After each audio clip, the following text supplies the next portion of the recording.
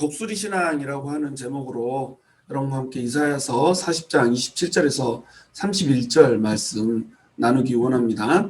북이스라엘에 19명의 왕이 있었지만 한 명도 선한 왕이 없이 멸망을 향해서 치닫다가 결국 아수르에게 멸망해버린 이런 시대에 이사야는 남유다에서 활동을 했던 선지자였다. 이스라엘 백성이 북이스라엘과 남유다로 나뉘어져 있는 이런 시대의 말기 정도 되는 이런 시점이라고 생각하면 되는 겁니다. 북이스라엘은 이미 아수르에 망해버렸고 남유다는 북이스라엘을 보면서 회개하고 북이스라엘이 걸었던 그 패역한 길을 걷지 말았어야 되는 거죠. 그런데 그걸 보고도 남유다는 지속적으로 패역하게 생활을 했던 거예요. 그러니까 하나님께서 이사야를 통해서 아수르에 의해서 북이스라엘이 망했듯이 남유다 역시 바벨론에 의해서 망하게 될 것이다 라고 하는 것을 예언을 해주는 이런 내용들이 쭉 이사야서에 기술이 되어 있는 겁니다.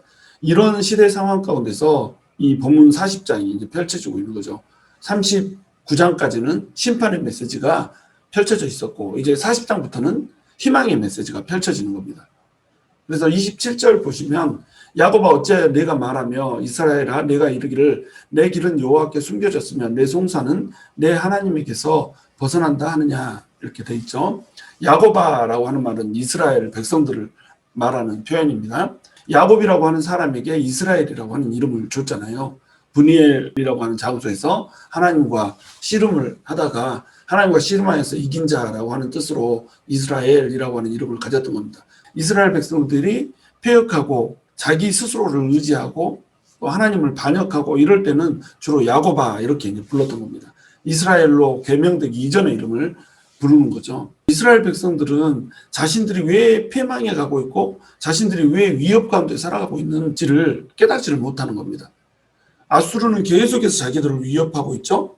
또 애굽의 제국이 또 왼쪽에 있죠. 오른쪽에서는 신흥 바벨론 제국이 아직 뭐 신경 쓸 정도는 아니지만 막 자라오고 있죠. 이런 시대 상황 가운데서 이들은 자기들은 왜 악한가라고 하는 것을 하나님을 떠났기 때문이라고 하는 걸로 깨달아야 되는데 그렇게 하지를 못했던 거예요. 이스라엘 백성들이 망하는 그 두 가지 이유에 대해서 이사야서 8장 6절에서는 이렇게 얘기합니다.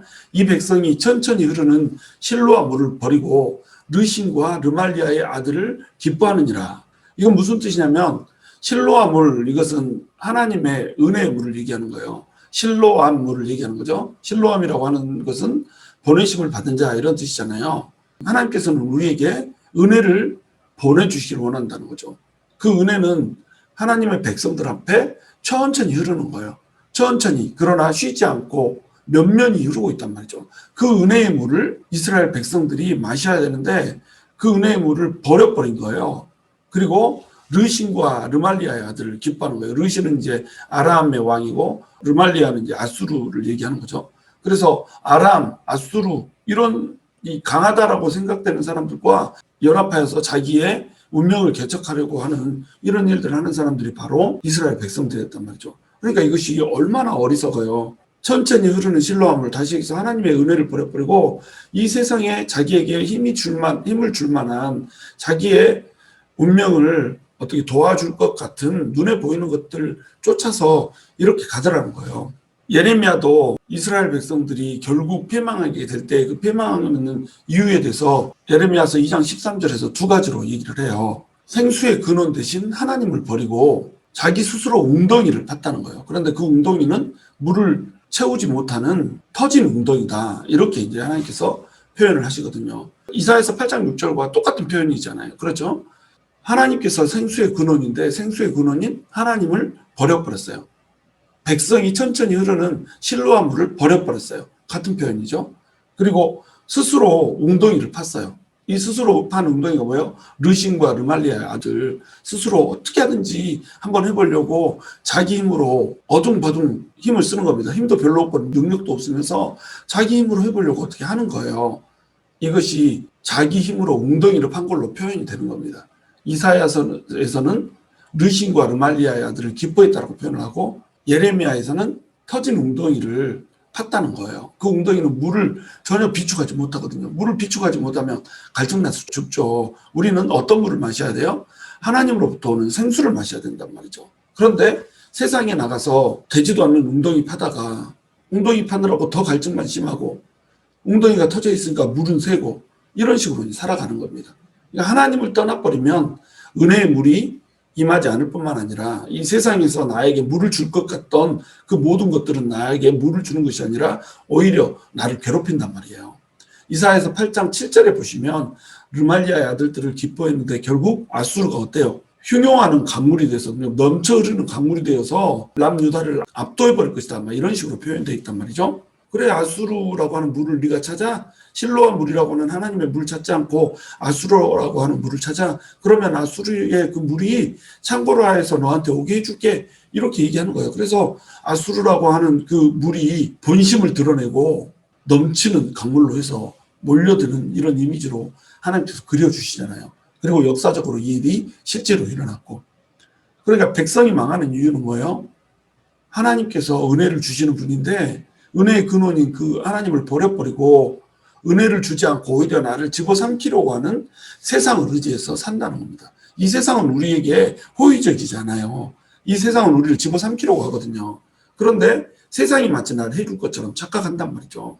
하나님을 의지하고 세상에 싸우러 나가야 되는데 하나님을 버리고 세상과 손을 잡는단 말이죠. 그러니까 세상한테 잡아먹힌다는 겁니다. 그러한 상황이 이르면은 이스라엘 백성들은 이제 깨달아야 될 거 아니에요. 아, 내가 왜 이렇게 목마른 상황인가? 왜 내가 지쳐있고 힘든 상황인가? 왜 우리는 하나님의 백성이라고 하는 이름을 가졌는데도 이렇게 힘들게 살아야 되고 흉용하는 아수르의 강물에 의해서 우리는 집어삼켜지는 일들을 경험해야 되는가? 왜 세상에서 이렇게 치이고 살아야 되는가? 이것을 엄밀히 따지면서 하나님께로 돌이켜야 된단 말이죠. 그런데 이 악한 상황에 대해서 백성들은 어떻게 반응하냐면 내 길은 여호와께 숨겨졌다는 거예요. 내 송사는 내 하나님에게서 벗어났다는 거예요. 하나님이 내가 뭘 잘못했길래 이러냐 이거죠. 도대체 내가 뭘 잘못했냐는 거예요. 내가 뭘 그렇게 잘못했길래 내 길이 여호와께 숨겨졌냐. 나는 잘했다 이거죠. 나는 하나님 앞에 그래도 똑바로 살려고 노력했다 이거죠. 그런데 그것을 하나님이 몰라준다 이거죠. 나는 똑바로 했고 나에게 변명할 말이 있고 나는 이런 상황에서 어쩔 수 없이 이렇게 할 수밖에 없었다라고 하는 자기 변론을 하나님께서 전혀 들어주지를 않는 형식으로 이렇게 이해를 하는 겁니다. 그래서 하나님이 날 외면했다 이렇게 오해하는 거예요. 자기들이 하나님을 떠났는데 하나님이 날 버렸다라고 오해를 하는 거죠. 그래서 좌절하고 실망한다는 거예요.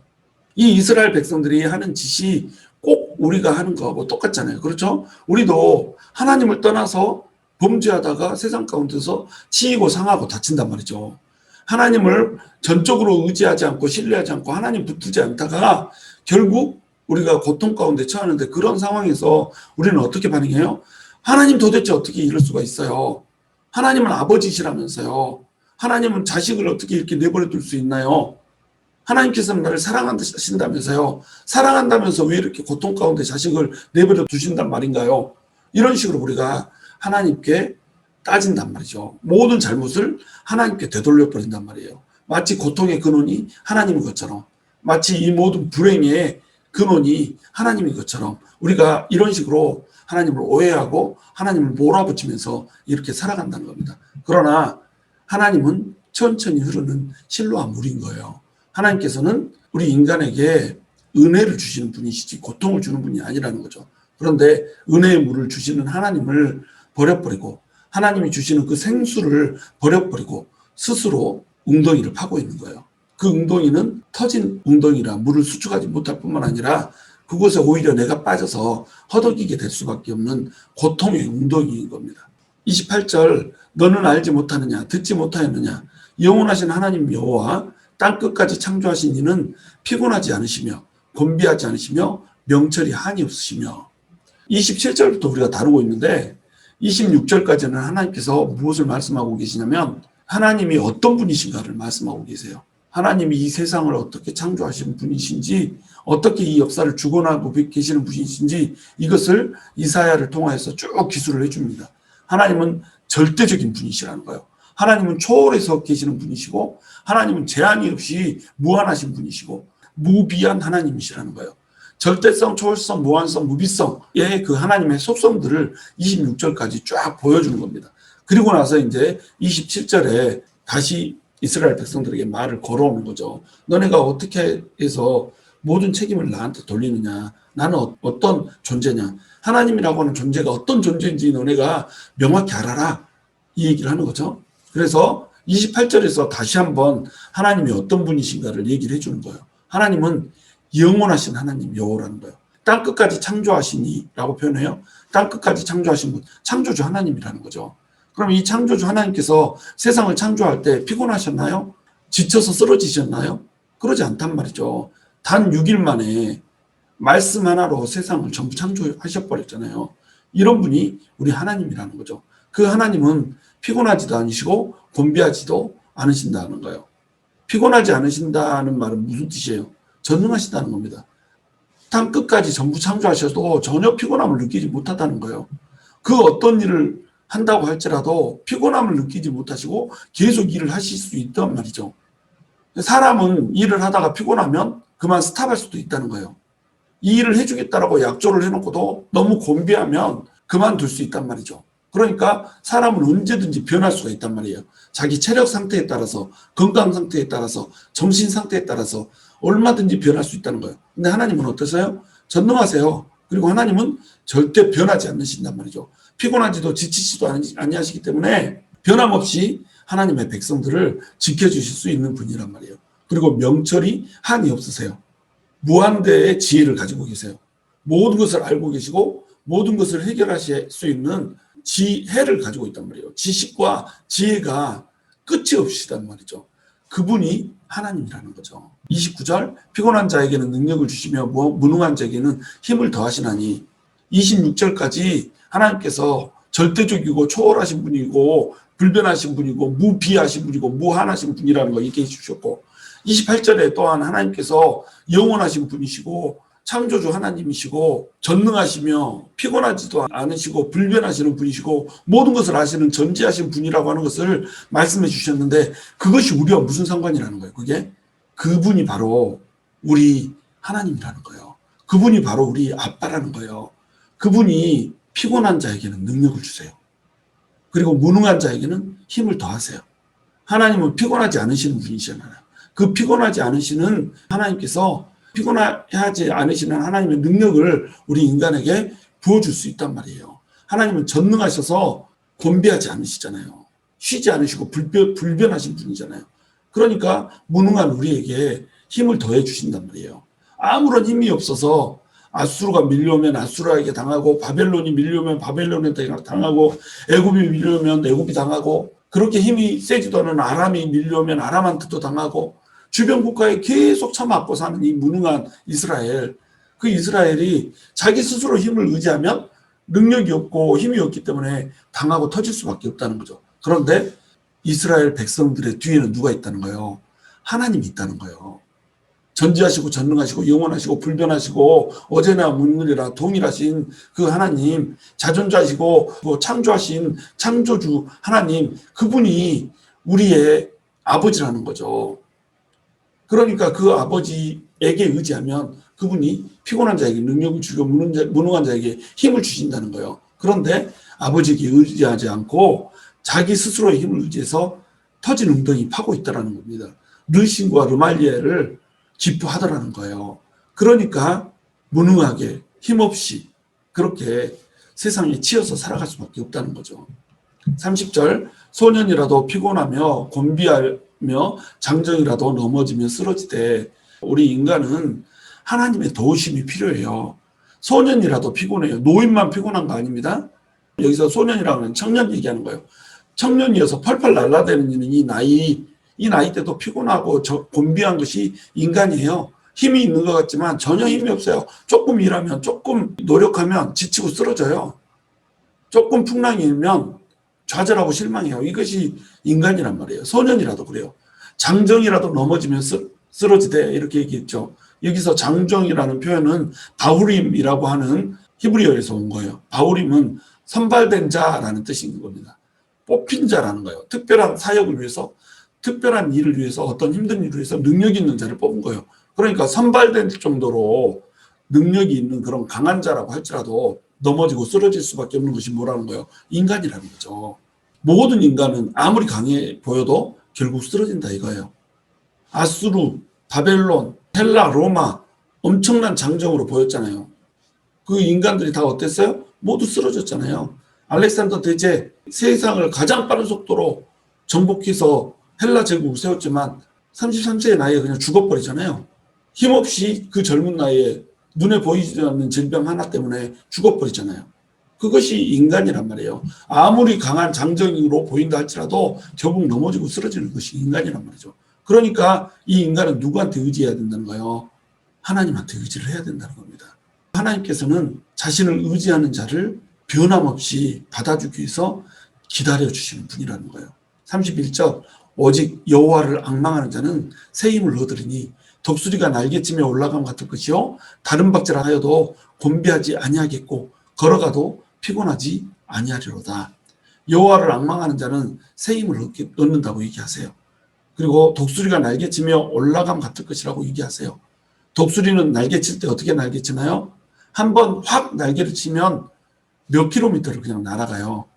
독수리는 날개를 파닥파닥 안 합니다. 독수리 나는 거 보셨죠? 하늘에서 그냥 날개 쫙 펴고 어떤 비행기가 날아가듯이 유유하게 그냥 날아가는 거예요. 그러면 독수리가 힘이 좋아서 그렇게 날아가는 걸까요? 그렇지 않아요. 독수리는 자기 날개 힘으로 날아가는 것이 아니라 상승 기류를 타고 올라가는 겁니다. 독수리는 상승 기류가 있을 때 그것에 맞춰서 날개짓을 한번 퍼덕 한 다음에 그 기류를 타고 행글라이드처럼 쫙 올라가는 그런 비행법을 하는 거예요. 그러니까 날아가도 날개짓을 안 하니까 피곤하지가 않죠. 그런 힘을 하나님께서 주시겠다는 거예요. 그 상승 기류라고 하는 것이 독수리의 힘인 겁니다. 그 상승 기류가 바로 뭐예요? 하나님께서 주시는 힘이라는 거죠. 우리가 날아 올라갈 수 있는 힘을 하나님께서 부어주시겠다는 거예요. 우리가 날아 올라갈 수 있는 상승 기류를 하나님께서 주시겠다는 거죠. 그 기류 타고 날아 올라가는 거예요. 그런데 우리가 참새 같은 사람들이 있잖아요. 참새들은 어때요? 날개가 가벼워요. 그러니까 마음대로 움직일 수 있죠. 그리고 참새는 덩어리가 작잖아요. 날개를 파닥파닥파닥파닥 하면은 파닥파닥파닥 하면은 날아갈 수 있단 말이죠. 그러면 참새가 날아갈 때는 어떻게 해야 되나요? 계속 파닥파닥 해야 되는 거예요. 파닥파닥 파닥파닥 계속 이것을 해야 되는 겁니다. 날개짓을 하다가 바람이 불면 어떻게 되죠? 바람을 이기려고 파닥파닥 하다가 결국 지쳐가지고 날지를 못하고 쉬었다 가야 되는 이런 존재가 바로 참새라는 거예요. 그런데 세상이라고 하는 것은 바람이 잘 날이 없거든요. 이 바람 잘 날 없는 세상 가운데서 참새 같은 날개짓으로 어떻게 세상을 살아가냔 말이에요. 계속 지치고 계속 힘들 텐데 날개짓하고 앞으로 가려고 하면 바람이 불면 그냥 뒤로 훅 밀려나고 이럴 텐데 이러한 존재가 바로 참새란 말이죠. 근데 많은 그리스도인들이 하나님을 믿는다고 하면서도 참새 신앙을 가지고 있단 말이에요. 자기 힘으로 날아보려고 어떻게든지 한번 해보려고 파닥파닥 하다가 세상에서 이는 바람에 휩쓸려 가지고 어떤 길보다 더 멀리 뒤로 날아가 버리고 그리고는 하나님 나한테 왜 이러시나요? 하나님 왜 안 도와주시나요? 이러고 있고 언제 하나님한테 의지했냐고요. 하나님한테 의지하지 않고 혼자 어떻게든 해보려고 파닥거리다가 하나님 버려서 생수의 근원 버리고 자기 힘으로 웅덩이 파다가 그 웅덩이가 터져 있으니까 물 못 마시고 그렇게 살아가고 있는 거 아니에요. 그러면서 하나님 탓한다는 겁니다. 그런데 독수리는 어때요? 바람이 불면 그 바람 타고 올라간다는 거예요. 세상에서 바람이 일면 그 바람 타고 날아 올라간다는 거예요. 그것이 바로 독수리라는 겁니다. 자기 날개로 치고 올라가잖아요. 여호와를 앙망하는 자는 새 힘을 얻으리니 새 힘을 줄 때 그 힘 의지하여서 날개 친다는 거예요. 독수리는 덩어리가 크잖아요. 그래서 그 날개도 무게가 너무 무겁기 때문에 그 날개를 확 쳐가지고 그 날개짓으로 올라갈 수가 없어요. 몇 번 칠 수 있는 힘이 있을 뿐이죠. 날개가 너무 크니까. 그런데 기류가 있으면 그것 타고 올라간다는 거예요. 그것처럼 우리도 독수리의 신앙을 가져야 한다는 거죠. 우리는 독수리예요. 독수리이기 때문에 우리 힘으로 날개짓을 할 수 있는 그런 존재가 아니에요. 하나님께서는 우리를 독수리로 만드셨거든요. 독수리 새끼로 만드셨지 우리를 참새로 만들었지 않았단 말이에요. 그런데 우리가 자꾸 독수리인데 참새로 착각을 하는 거예요. 독수리가 자기를 참새로 생각하면 이건 병원 가야지. 독수리는 상승 기류 타고 올라가는 겁니다. 우리의 힘의 근원은 하나님이라는 거예요. 세상 사람들은 하나님이 없기 때문에 자기 힘으로 파닥거리면서 하는 게 자연스럽죠. 그러나 우리는 하나님 새끼잖아요. 독수리의 자식인 독수리 새끼잖아요. 그러니까 상승 기류 타고 올라가야죠. 그래서 날개치며 올라갈 때에 우리는 다른 박질을 하여도 곤비하지 않고 걸어가도 피곤하지 않는 상태가 된다는 겁니다. 여러분 인생에 어떤 바람을 맞이하고 있습니까? 이 인생의 힘든 여정 가운데 걸어야 될 그 길 가운데 어떤 힘을 의지하여서 걷고 있습니까? 여러분 스스로의 힘을 의지하여서 참새가 날개치듯 파닥파닥파닥 계속 날개짓하면서 걸어가고 있습니까? 아니면 독수리 날개치듯 하나님이 주시는 그 상승기를 타고 유유하게 활보하고 있습니까? 우리는 하나님이 주시는 그 길을 타고 올라갈 수 있어야 돼요. 지금 이 시간에 우리 완전히 독수리 새끼임을 자각합시다. 그래서 생수의 근원이신 하나님께로 돌아가서 주님 주시는 그 생수 마시면서 전능하신 하나님, 전지하신 하나님, 그 하나님이 주시는 기류를 타고 올라가도록 그렇게 할 수 있었으면 좋겠어요.